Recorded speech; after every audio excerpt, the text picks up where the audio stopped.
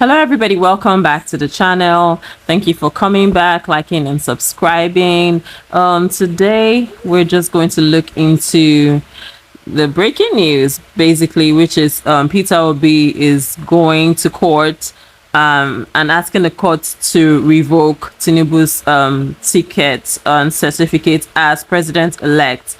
And there's something that you have to wait to the end to see, and I call it just poetic justice. Poetic justice. Some people will say it's karma or whatever, but just watch till the end and see what Osibanjo says, which is going to definitely help Peter Obi's case. Watch.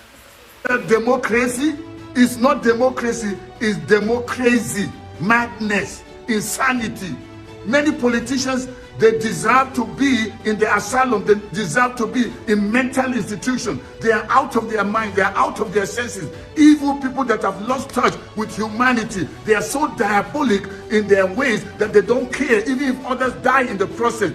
Sending thugs for election. And INEC, you promised, Mahmoud Yakubu, you promised Nigerians, you said this was going to be your best election. Is this your idea of best? President Buhari, what did you tell Nigerians? You told Nigerians, you told the whole world that you want to leave a legacy of a free, fair, and credible election. Is this what you call credible election, where people are coming as dispersing people from voting, seizing ballot boxes, chasing people away from the polling unit? Is that what you call credible election? Simple election. You can't do it, but you want to lead the nation. Why do you want to force yourself on us? Is it by force? Using money, using drugs, killing people to lead. You want to lead corpses? Enough is enough. It may look as if you're winning right now, but posterity will judge you. Because of what INEC did during the presidential, so many people were discouraged. That's why the voter turnout during the gubernatorial and the State House of Assembly, it was low. And yet the few that went out courageously to cast their vote, you would not let them cast their vote. Thugs were sent against them. People even lost their lives because of election. Election. Why don't you call it selection? Just select the people you want and don't have to waste the trillions or the multi-billions that have been wasted. INEC, you got money. You promised you were going to upload the result real time. But did you? You did not. Everything that people trusted your word on and came out to vote, you failed them to register. We've never had the history of young people getting involved. We've never had this number of young people get so committed and excited about the electing or the choosing of their leaders. So what did they do? They came out and registered for their PVCs. That process was so difficult. A lot of them struggled. Some of them were wounded. After registering to collect it was a problem. And what did we see? PVCs thrown in gutters, thrown inside latrines, and some even burned. So why ask people to register for their PVCs? If you knew it was that important, why couldn't you release it to the people? How did INEC staff or whosoever they are gain access of PVCs and started destroying them? What was the reason of destroying the PVCs? Now, the few that had their PVCs, they came out to vote during the presidential election. We knew all that happened then. Then they came out again during the gubernatorial election. Same, and in fact, things even became worse. A lot of people were disenfranchised. They had the PVCs, but they couldn't elect. They couldn't vote, and they were chased. And some, while they were busy counting the ballot papers, somebody would come and snatch it. And in some instances, it was even the police, the people that were supposed to man or guard the different polling units, were the ones that were coming to steal. Some party agents even lost their lives in trying to protect the vote. Some INEC staff that refused to be bribed. What happened? Under gunpoint, they were forced to write the result that the so-called greedy, evil, wicked politician wanted.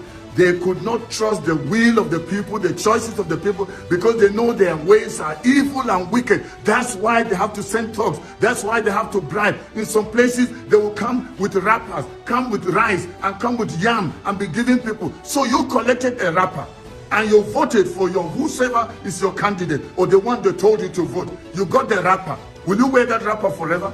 The rice they gave you people to distribute, will you eat it forever? Then you suffer another 4 years or possibly 8 years. Do you know what? I don't blame just the politicians. I don't think it's just the politicians' fault. It is the fault of Nigerians, because it takes a wicked, evil Nigerian who will allow himself or herself to be bribed to vote for somebody that you know doesn't have what it takes to change this nation. People that you know are wicked and evil. Everything is around themselves. And that's why people are suffering. So you have yourself to blame. Nigerians, you have yourself to blame. You are the reason why these politicians have continued in this wickedness. And you are the only one that can change it by refusing to be bought, by refusing to be bribed. Come clean now. If not, very soon, your ways will catch up with you. Don't think you will hide. I'm telling you, I can see the judgment of God is coming on every politician and everyone that has collided and anyone that has teamed up with the politician to make this evil upon Nigeria. Today, breaking on the Rise News, time for the press preview. A first look at what's on the front pages just as they arrive. Let's take a look at this day. Our sister publication's leading headline today: Obi, Atiku, 2 others want tribunal to void Tinubu's declaration as president-elect. Let's take some riders there. Declare me winner of presidential election. That's from the Labour Party candidate Obi telling the election tribunal. Says Tinubu, Shetima not qualified to be on ballot. Also seeks president-elect's disqualification on account of his U.S. drug-related forfeitures. Accuses INEC of suppressing votes in 18,088 polling units and refusal to prevent forms EC8A, EC8B in Rivers for inspection. More on that story on page 10.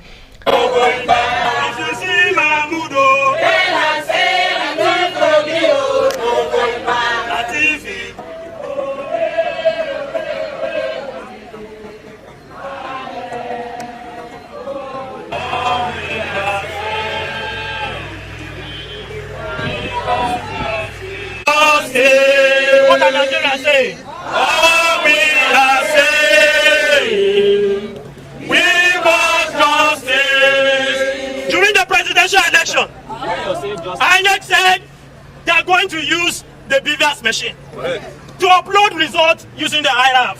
What happened? That did not happen. That criminally did not happen. In flagrant disregard for the electoral law. The electoral law that was signed into law. INEC has no regard for that law. And its guiding principles that guide the conduct of credible, fair elections. And we are here to tell the whole world that there were no glitches. Mahmoud Yakubu is a glitch on the INEC website. It was a deliberate human error that was made possible by INEC corruptly, headed by Mahmoud Yakubu. Mahmoud Yakubu is a glitch on the Nigerian democracy. And we are here this morning as Nigerians. We are demanding for Mahmoud Yakubu to resign. And he should save himself. Whatever integrity he has left, Mahmoud Yakubu should save himself and resign honorably. Because we want people that will bring prosperity to our land. The poverty in the land occasioned by the failed APC government is too much. And even the only opportunity we will have to elect credible leaders, that will be taken away from us. And it is sad. And we want to call on the judiciary. When we made complaints that INEC was not following guidelines in collecting the elections, INEC said we should go to court. The parties involved are headed to the court. And we are here also to call on the Nigerian judiciary that they too should not become tools in the hands of corrupt politicians to subvert the will of the Nigerian people. Yes. It is being said that the worst democracy is better than the best military rule. We don't want the military rule in this country. That is why we are saying our democracy needs to be saved. Well, the legal fireworks begin. Labour Party presidential candidate Peter Obi has now officially challenged the result that saw Bola Tinubu of the ruling APC declared winner. It's set to be action-packed, with all the gladiators raring to go. Well, Peter Obi has already hinted at what his team of lawyers will bring to the table in his attempt to have the panel upturn the election result. Arise correspondent Godfrey Eshemoge paints a picture of the impending legal battle. Presidential election petitions are filed 21 days after announcement of the results, with a 180-day timeline within which to dispose of the case. Atiku Abubakar of the People's Democratic Party (PDP), who emerged runner-up behind the winner Bola Ahmed Tinubu of the APC, is already contesting the declared results in Nigeria's keenly contested election of recent. But Peter Obi, who emerged third, is by far the most vocal of all four top contenders who were in the run-up for Nigeria's top job. The electoral traction which the Labour Party presidential candidate had gained in recent months was largely due to the huge activities by his popular supporters known as the Obedients. But the case shifting to the courtrooms now is a different ballgame. Key among the submissions in Peter Obi's petition is INEC's computation and declaration of results, including the announcement of Bola Tinubu as winner, which he claims did not comply with INEC guidelines, and as such affected the votes meant for the Labour Party.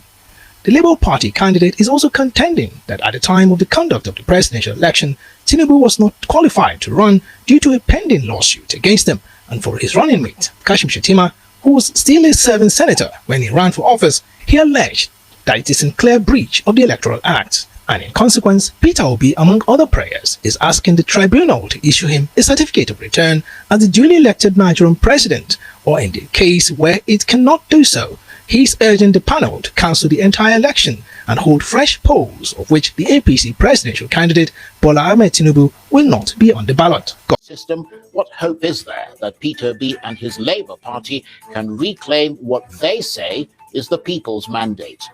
So, according to the pundits, Peter Obi and his opposition Labour Party are trying to do what has never been done before in the history of Nigeria, getting a court to overturn the outcome of a presidential election. Mr. Obi, who was the third-placed candidate in the presidential election, has now officially challenged the results that saw Bola Tinubu of the ruling APC party declared the winner. In addition to raising questions about the processes leading to the outcome of the election, which he and the Labour Party say were riddled with irregularities, they also argue that Mr. Tinubu should not have been eligible to run for the top office in the first place. The election disputes, of course, take months to resolve in Nigeria, despite the fact that the Constitution stipulates that where possible, they should be concluded before a candidate is sworn in. So what are their chances of overturning the results? Well, for more on this, I'm joined now in the studio by the vice presidential candidate of the Labour Party, Yusuf Datti Baba Ahmed. We've also given an invitation to the APC for them to come in and respond to this interview tonight, if they so wish. Thank you very much indeed for coming in. Most welcome, Charles. First of all, let's do some scene setting. Just crystallize for us the reasons you're going to court and what you want the tribunal to do. The election petition is a matter for professionals, lawyers, and by our standard and general attitude, we allow the best to do justice to those questions. As the candidate, I would rather hold on to the constitutional matters that are also inclusive in what you just asked me now. So if you may, let me proceed to speak about constitution. The Electoral Act, which is mainly what the lawyers are doing at the tribunal, is a process document. The Constitution is a different document in its entirety. Nations exist because they have a constitution. A constitutional breach is a big issue. It's a make or break issue. We're not just talking about losing the election. We're not talking about a constitutional breach. Where you have a constitutional breach, there is no president-elect. I beg to say, by the standard meaning of Section 134, there is the clear interpretation of 134, and there is the INEC interpretation of 134. Now, I'm going to hold on to that. I'll stick to that, and I'll deliver victory on that. By that, I dare tell you, with all humility, we do not have a president-elect in Nigeria today. What Alhaji Tinubu is holding is a dud certificate is a dud check. There are no funds in that account. It will bounce. You cannot swear in a president whose certificate of return assaults the Constitution, because the Constitution is the platform on which a presidency rests. And when that has been violated, it cannot sit. Mr. President, do not organize that handover. CJN, your lordship, do not swear in this man so long as that problem is not cured. Swearing in Alhaji Tinubu is as good as swearing in a military regime. They are both unconstitutional. Well, for the sake of our audience, yes, just remind us of what Section 134 is. Section 134 says the president shall have scored, not in exact wordings, at 25% in each of at least 2/3 of the states of the federation and the federal capital territory. Yeah, but that's a question of, it could not be any clearer than this. Now let's hear Vice President Osibanjo. 2007, when our party, then the ACA, was rigged out of elections in Osun, in Ekiti, Nondo, and in Edo State. I was asked, he invited me to his residence, as Ashwaji invited me to his residence at Bodilon. And he said to me, the only way by which we can possibly reclaim the states that have been taken away from us by this region is going through the courts. And he said to me that the only way is by proving that there was multiple voting. In other words, proving that a few people simply thumbprinted ballot papers, dumped the ballot papers into ballot boxes, and they were counted in favor of the opposition, then of course the PDP. He then said to me that the only way we can do this is by somehow, he says, I don't know how you are going to do it, but somehow proving by forensic evidence that this is exactly what happened. I said to him, I said, Ashwaju, look, nobody has ever proved an electoral case, an electoral petition by forensic evidence. There's just no history of it. He said, and I said, what is even more? We have over a million ballot papers. If we consider all of the ballot papers in each of these states, there are over a million. In fact, at the time, there were about 1.3 million ballot papers putting together all the states. And how can we prove multiple votes?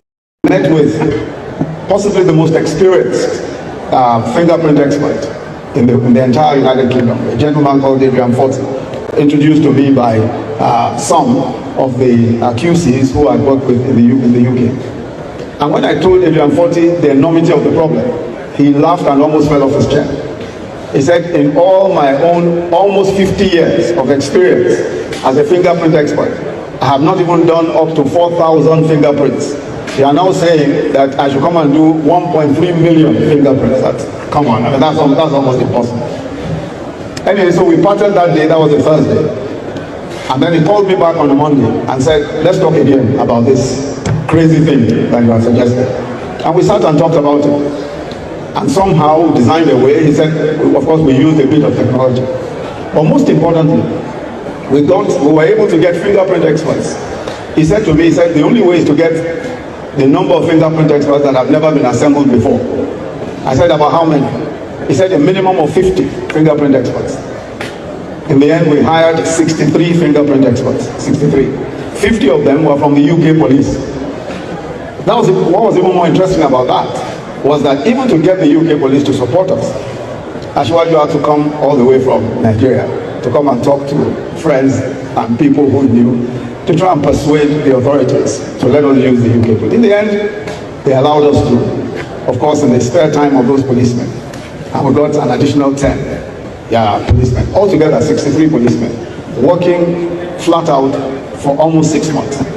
We were able to put together for the first time, definitely in the history of electoral petitions anywhere in the world, we were able to put together a solid forensic case that showed that all of the places where we were defeated, it was on account of multiple thumbprinting.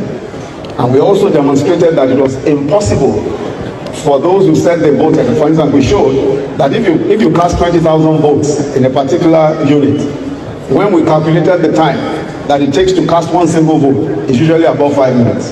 But we discovered that our friends in that other political party were able to cast their votes in 5 seconds. Because all they were doing was simply thumb printing. They just simply take out a booklet and thumb print as many as possible. So we were able to demonstrate all of that in court. Cut a long story short, one by one, we were able to get back the states that had been taken away from us. Wow, talk about poetic justice.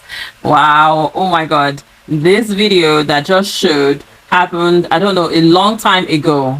But this video is now where Labour Party will take, their cue to start defending their case against INEC in the recently concluded elections, which is so much contested. Well, let's see how this plays out, and the truth is what everybody is hoping will prevail.